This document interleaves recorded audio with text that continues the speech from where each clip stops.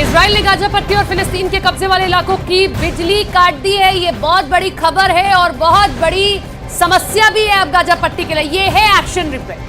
तो देखिए जिस तरीके से लगातार एक्शन अब हो रहा है इजराइल की तरफ से, अब जानकारी मिल पा रही है कि फिलिस्तीन के कब्जे वाले इलाकों की बिजली काट दी गई है, गाजा पट्टी की भी बिजली काट दी गई है। अब इजराइल जो है रिटेलिएट यहाँ पर करता हुआ नजर आ रहा है, लेकिन देखिए जिस तरीके से हमास की तरफ से ये बड़ा हमला किया गया, उसके बाद अब इजराइल भी इस तरीके से बड़ी कार्रवाई कर रहा है।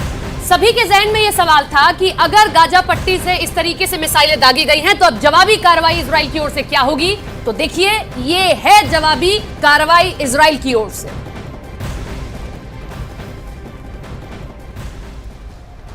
गाजा से रॉकेट अटैक को इजराइल ने युद्ध करार दिया है। यूक्रेन युद्ध अभी चल ही रहा है कि इस बीच इजराइल और फिलिस्तीन के बीच के युद्ध अब खौल उठा है। क्या गाजा से भड़की बारूद की ये बरसात तीसरे विश्व युद्ध के शुरू होने के संकेत तो नहीं दे रही है? क्योंकि इजराइल ने हिसाब बराबर करने का प्रण ले लिया है। इजराइल कैसे युद्ध बदला लेता है इसे दुनिया जानती है, इसे दुनिया अनजान नहीं है। इस तनातनी ने तीसरे विश्व युद्ध के शुरुआत का सिग्नल जरूर दे दिया है।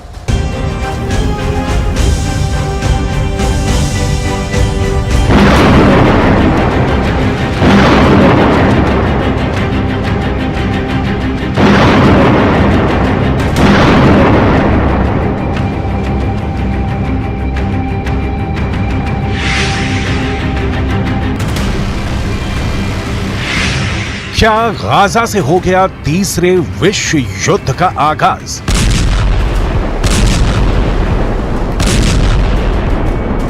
गाजा बनने वाला है तीसरे विश्व युद्ध का एपी सेंटर। क्या गाजा से भड़की बारूद की ये बरसात तीसरे विश्व युद्ध के शुरू होने का संकेत है? क्या हमास ने इजराइल पर सैकड़ों रॉकेट दागकर दुनिया को तीसरे विश्व युद्ध की तरफ धकेल दिया है?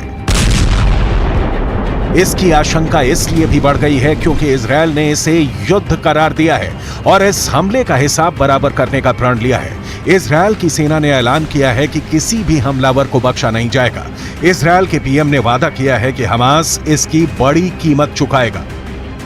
दुनिया एक युद्ध का दंश महीनों से झेल रही है। रूस यूक्रेन में महीनों से जंग जारी है। रूस की तरफ से कई बार परमाणु हमले की चेतावनी भी जारी की जा चुकी है, लेकिन अब इजराइल के बदला लेने वाली कसम दुनिया को डराने वाली है, क्योंकि दावा किया जाता है कि इजराइल के पास भी परमाणु बम है। परमाणु बम से लैस देश पर ऐसा हमला किसी बहुत बड़े खतरे को बुलावा दे सकता है, क्योंकि इजराइल और फिलिस्तीन को लेकर दुनिया बरसों से ही बटी हुई है। इजराइल और फिलिस्तीन जंग से तीसरे विश्व युद्ध के शुरू होने की आशंका और ज्यादा बढ़ गई है और इसी कड़ी में दुनिया के देश अलग अलग धाराओं में बंट गए हैं। इजराइल और फिलिस्तीन जंग को लेकर दुनिया जहां पर दो खेमे में बंट गई है, तो वहीं एक खेमा ऐसा भी है जो किसी के भी साथ नहीं है। अधिकतर इस्लामिक देश फिलिस्तीनियों के साथ खड़े होने की बात कर रहे हैं, तो वहीं इजराइल के प्रधानमंत्री बेंजामिन नेतन्याहू ने 25 देशों को साथ देने के लिए वो शुक्रिया पहले ही बोल चुके हैं। लेकिन बड़ा सवाल ये है कि इस जंग में कौन सा देश किसके साथ खड़ा है, दुनिया के कौन से देश हैं जो इजराइल के साथ खड़े हैं और कौन कौन से देश हैं जो फिलिस्तीन के साथ खड़े हैं। सबसे पहले अब आपको बता दें ग्राफिकली कि इजराइल के साथ कौन कौन से देश खड़े हैं। America, Britain, France, Germany, Australia, Albania, Austria, Brazil, Canada, Colombia, Cyprus, Georgia, Hungary, Italy, Slovenia और यूक्रेन, ये तमाम देश हैं जो इजराइल के साथ फिलहाल खड़े हुए हैं। तो दूसरी तरफ फिलिस्तीन के साथ कौन खड़ा है? फिलिस्तीन के साथ तमाम इस्लामिक देश खड़े हैं। चीन, तुर्की, ईरान, पाकिस्तान, कुवैत और खाड़ी देश, ये तमाम देश हैं जो इस वक्त फिलिस्तीन के साथ खड़े हैं, यानी कि तमाम ऐसे इस्लामिक देश हैं जो इजराइल के खिलाफ हैं। तो तुर्की के राष्ट्रपति इस बीच जो रेसेप तैयप एर्दोआन है, उन्होंने एक कदम आगे बढ़कर इजराइल को भी सख्त चेतावनी दे डाली है, क्योंकि देखिए इजराइल भी रिटेलिएट कर रहा है। उन्होंने कहा है कि अगर पूरी दुनिया भी खामोश हो जाए तो भी तुर्की अपनी आवाज उठाता रहेगा, यानी कि इजराइल के खिलाफ वो अपनी आवाज उठाता रहेगा। इस बीच कुछ देशों ने बीच का रास्ता भी अपना लिया है। इजराइल और फिलिस्तीन विवाद पर भारत ने दोनों पक्षों के बीच किसी का ना तो समर्थन किया है और ना ही वो पक्ष में आया है। तो भारत ने ना किसी का समर्थन किया है, ना ही भारत किसी के पक्ष में आया है। वहीं रूस की आपको बता दें क्या स्थिति है। फिलहाल रूस भी इजराइल और फिलिस्तीन विवाद पर बीच का ही रास्ता अपना रहा है, लेकिन ऐसी आशंका भी जताई जा रही है कि अगर दोनों देशों के बीच युद्ध शुरू हो गया तो रूस फिलिस्तीन के साथ आ सकता है। इजराइल पर हमास के आतंकी हमले के बाद प्रधानमंत्री नरेंद्र मोदी ने प्रतिक्रिया दी है। मोदी ने कहा कि इजराइल में आतंकवादी हमलों की खबर से गहरा सदमा लगा है। हमारी संवेदनाएं और प्रार्थनाएं निर्दोष पीड़ितों और उनके परिवारों के साथ है। हम इस कठिन समय में इजराइल के साथ एकजुटता से खड़े हैं। पिछले साल मई के बाद पहली बार गाजा पट्टी में इजराइल पर मिसाइलों की बौछार की गई है। इस हमले के बाद बरसों से सुलगते एक और फ्रंट पर जंग की शुरुआत हो गई है। अगर दुनिया के वॉर फ्रंटों की बात करें तो रूस और यूक्रेन के बीच पहले से ही जंग चल रही है। इजराइल और ईरान का युद्ध कभी भी छिड़ सकता है। ईरान अपने साथ कई और मुस्लिम मुल्कों को इजराइल के खिलाफ खड़ा कर सकता है। लीबिया में भी इजराइल के खिलाफ गुस्से को लेकर विरोध प्रदर्शन और बवाल हो रहा है। चीन और ताइवान के बीच आए दिन जंग की आहट सुनाई देती है। तीसरा war front Kim Jong Un ने दक्षिण कोरिया के खिलाफ खोल रखा है। अफ्रीका के देश नाइजर में फ्रांस के खिलाफ बगावत भड़की हुई है। भविष्य में पोलैंड और बेलारूस के युद्ध से भी इनकार नहीं किया जा सकता है। रूस और फिनलैंड के बीच भी बॉर्डर पर तनाव बरकरार है। आर्मीनिया और अजरबैजान के बीच गोलीबारी जारी है। चीन और ताइवान में भी तनातनी लगातार जारी है।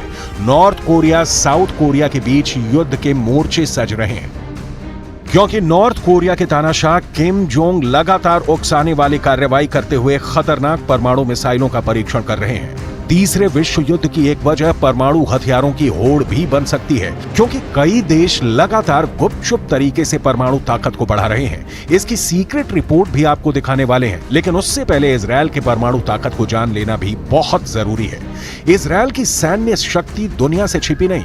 इजराइल हर ओर दुश्मनों से घिरा हुआ है, फिर भी किसी की हिम्मत नहीं है कि उससे सीधा पंगा ले सके। इसके पीछे इजराइल की ताकतवर सेना है, इजराइल के घातक हथियार हैं, इजराइल के परमाणु हथियार हैं, लेकिन इजराइल अरसे से अपने परमाणु हथियारों पर खुलकर बोलने से बचता आया है।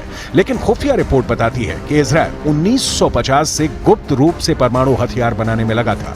दुनिया से छिप कर परमाणु बम बनाने में लगा था। 29 साल बाद उसे तब कामयाबी मिली जब 22 सितंबर 1979 को रहस्यमयी परमाणु परीक्षण किया।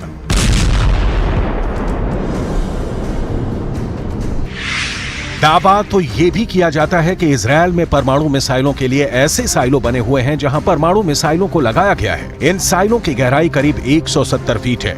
साइलो का भूमिगत परिसर 3 हिस्सों में बटा है। पहले हिस्से में मुख्य साइलो है, जो मिसाइल का लॉन्च पैड है। यहीं परमाणु बम से लैस मिसाइलें भी रखी जाएंगी। दूसरा हिस्सा मास्टर कंट्रोल रूम होता है, जहां मिसाइल लॉन्च का बटन होता है। तीसरे हिस्से में मिसाइल सेंटर में काम करने वालों के क्वार्टर बने होते हैं। इसमें पानी, बिजली और सीवेज सिस्टम है। पूरे भूमिगत परिसर को परमाणु हमले का सामना करने के लिए भी डिजाइन किया गया है। दावे के मुताबिक आज की तारीख में इजराइल के शांत रेगिस्तान में नेगेव परमाणु रिसर्च सेंटर है, जहां ताकतवर हथियार बनाने का काम किया जाता है। Stockholm International Peace Research Institute के मुताबिक इजराइल के पास करीब 90 परमाणु हथियारों का जखीरा है, लेकिन इजराइल ने कभी भी खुद को परमाणु हथियारों से संपन्न देश नहीं बताया है, लेकिन इशारों ही इशारों में अपनी परमाणु ताकत की धौंस दुनिया को दिखाते आया है। लेकिन इससे भी इनकार नहीं किया जा सकता कि इजराइल पर इस वक्त 2 तरफ से हमले का डर है। पहला है फिलिस्तीन, जिससे दे दनादन हमले शुरू हो गए हैं। वहीं दूसरा देश ईरान है, जिसने इजराइल को कई बार वीडियो जारी कर धमका चुका है।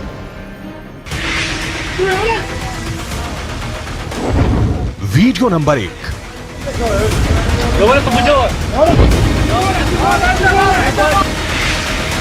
Video number 2।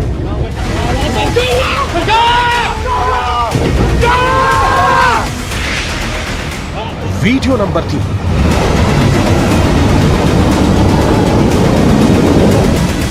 ये 3 वीडियो तो बस बानगी है। ईरान इजराइल में खौफ भरने के लिए ऐसे कई वीडियो रिलीज कर चुका है। ये वीडियो इजराइल के लिए किसी चेतावनी से कम नहीं। ईरान ने इजरायल को खुली धमकी दे रखी है। अगर उसने ईरान के परमाणु ठिकानों की तरफ देखा तो उसके शहर तेल अवीव को तबाह कर दिया जाएगा। वीडियो में दिखाया गया है कि कैसे ईरान की मिसाइलों ने मोर्चा संभाल रखा है। ईरान के मीडिया के मुताबिक इन मिसाइलों के निशाने पर इजरायल का तेल अवीव शहर था। कहा गया कि अगर ईरान के परमाणु ठिकाने पर हमला हुआ तो इजरायल का शहर तेल अवीव मलबे में बदल जाएगा। इजरायल को धमकी दी गई कि उसके हमला करने वाले विमानों को उतरने के लिए जमीन तक नहीं बचेगी, यानी अगर वो हमले के बाद बचकर लौट भी गए तो इजरायल में लैंड नहीं कर पाएंगे। ईरान इजरायल की बरसों पुरानी दुश्मनी बहुत ही खतरनाक मुकाम पर पहुंच गई है। वजह बना है इजरायल के प्रधानमंत्री बेंयामिन नेतन्याहू का संयुक्त राष्ट्र महासभा के मंच से ईरान को दी गई सीधी धमकी। Iran's nuclear ambitions, this policy must change. Sanctions must be snapped back. And above all, Iran must face a credible nuclear threat. As long as I'm Prime Minister of Israel, I will do everything in my power to prevent Iran from getting nuclear weapons. सुना आपने, दुनिया की सबसे बड़ी पंचायत से Benjamin Netanyahu ने Iran को परमाणु धमकी दे डाली। नेतन्याहू ने ईरान को परमाणु शक्ति बनने से रोकने की बात कही। सिर्फ इतना ही नहीं, नेतन्याहू यहां तक धमका गए कि उनके रहते ईरान परमाणु बम नहीं बना पाएगा। ईरान को परमाणु बम से दूर रखने के लिए इजरायल अपनी पूरी ताकत लगा देगा। इस तनातनी में भी एक नए युद्ध की आहट सुनाई देती है।